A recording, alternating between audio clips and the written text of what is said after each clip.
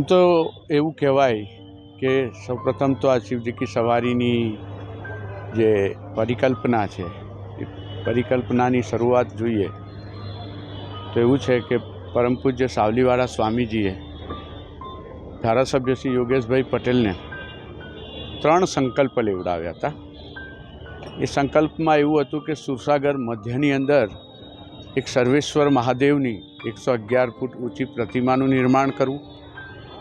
બીજો એક સંકલ્પ એવો હતો કે જેમ જગન્નાથજીની યાત્રા નીકળે છે એ રીતે શિવ પરિવાર એક આખો શિવ પરિવારની ભવ્ય મૂર્તિ અને શિવ પરિવારનું એક રથ બને અને એની જગન્નાથ યાત્રાની જેમ યાત્રા વડોદરા શહેરમાં ભગવાન શિવ પરિવાર નગર ચર્ચાએ નીકળે એ।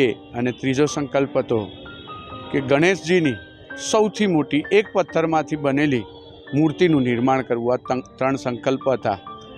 એ 3 સંકલ્પો પૈકી એક સંકલ્પ સર્વેશ્વર મહાદેવની 111 ફૂટની ઊંચી પ્રતિમાનું નિર્માણ થયું। 1996માં શરૂઆત થઈ, 2002માં એનું પરમ પૂજ્ય પ્રમુખ સ્વામી મહારાજના પુણ્ય હાથોથી એનું લોકાર્પણ થયું।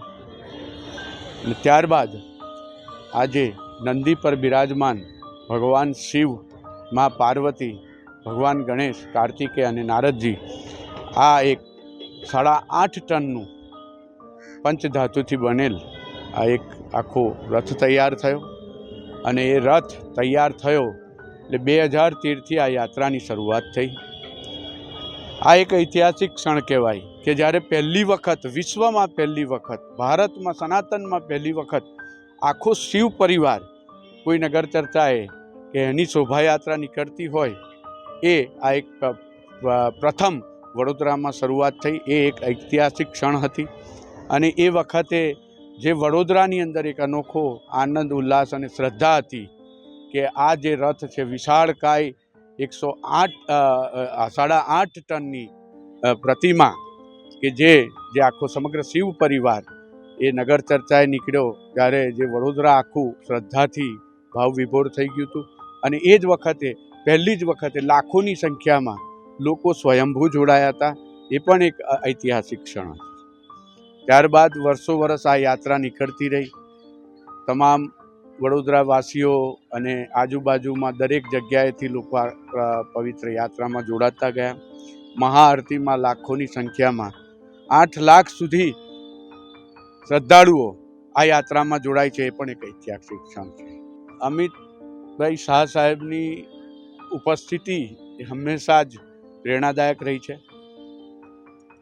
જ્યારે શિવ પરિવાર દ્વારા જાગનાથ મહાદેવનું જે ભૂમિપૂજન છે તે સાહેબના વરદ હસ્તે થયું।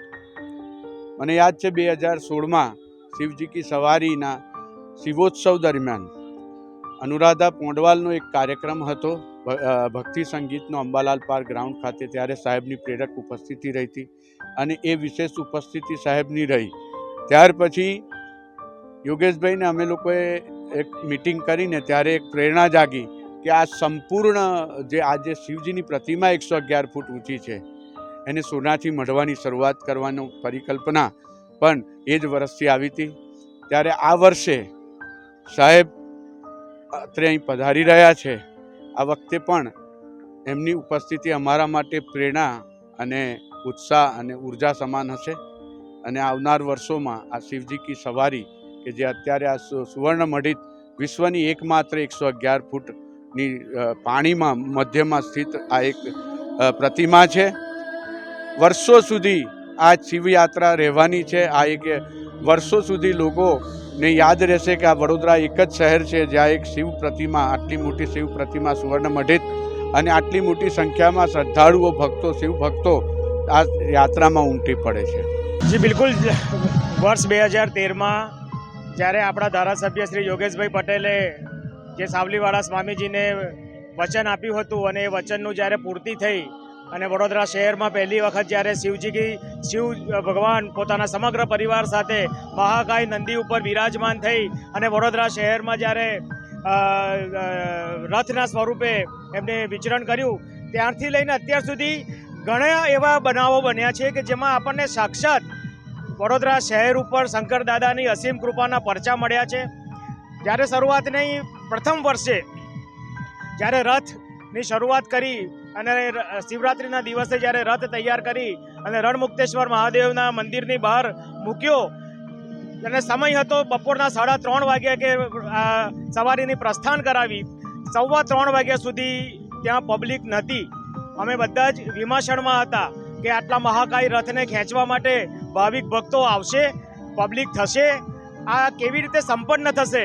પણ જ્યારે સંકલ્પ ભોલેનાથ લેવડાવતો હોય અને જ્યારે આપણો પોતાનો અંતરાત્માથી આપણે જ્યારે કોઈક સારા કામ માટે પહેલ કરી હોય ત્યારે હંમેશા ભોલેનાથના આશીર્વાદ સદાય વડોદરા શહેર ઉપર મળતા આવ્યા છે. અને તમે નહીં માનો, 3:30 વાગે જનમેદની વિપુલ પ્રમાણમાં ઉમટી પડી 2003માં અને ભોલેનાથનો રથ સૌ લોકોએ આસ્થાથી પોતાના હાથે ખેંચી અને સવારી સંપન્ન કરી. ત્યારબાદ 2013થી લઈને 2024 સુધી એવા અગણિત બનાવો બન્યા છે, એવા અગણિત ચમત્કારો થયા છે. લોકોની આસ્થામાં ઉત્તરોત્તર વધારો થયો છે અને એની વાત કરવા જાઉં તો ઘણો સમય ઘણા એવા ચમત્કારો થયા છે. પણ એક વાત ચોક્કસ કહીશ કે આ વડોદરા શહેરનું જો રક્ષણ થતું હોય તો આ ભોલેનાથના આશીર્વાદથી જ છે. અને સૌ નગરજનો આ મહાશિવરાત્રિના ઉત્સવની ખરેખર જ રાહ જોતા હોય છે કે હવે આ શિવરાત્રિ પત્યા પછી હવે આવતી શિવરાત્રિ ક્યારે આવશે અને ક્યારે આખું નગર શિવમય બની અને શંકર ભગવાનના સાનિધ્યમાં લીન થવા માટે તત્પર હોય છે. જી બિલકુલ, કોઈ પણ રાજકીય મહાનુભાવ આ જ્યારે આવતા હોય અને અમિતભાઈ શાહ દેશના ગૃહમંત્રી છે, સહકારિતા મંત્રી છે, અને એ જ્યારે આ સવારીના સાક્ષાત્કાર કરવા આવતા હોય ત્યારે આપણા વડોદરા શહેરનું પણ ગૌરવ છે, આપણું પણ ગૌરવ છે અમિતભાઈ શાહ. અને એ આપણા બધાના જ અભિમાન અને સ્વાભિમાનને જ્યારે આવકારવા માટે આવી રહ્યા છે ત્યારે સમગ્ર શિવ પરિવાર અને વડોદરા શહેર એમને આવકારવા માટે થનગની રહ્યું છે.